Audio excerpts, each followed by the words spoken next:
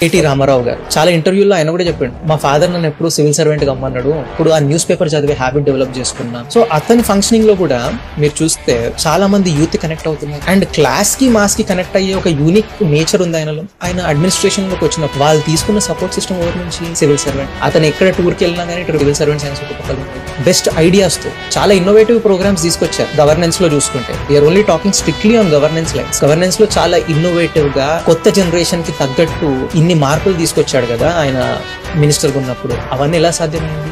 ఒకటి ఏంటంటే అతనికి స్వంతంగా నేర్చుకునే learning habit, adaptability and dynamism ఆయన characteristic. As an outsider when I see ఆయనకు ఒక డైనమిక్ ఆస్పెక్ట్ ఉంది ఒక సబ్జెక్ట్ పైన.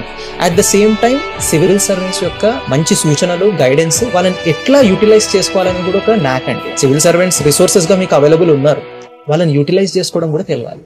So I think he was successful that way.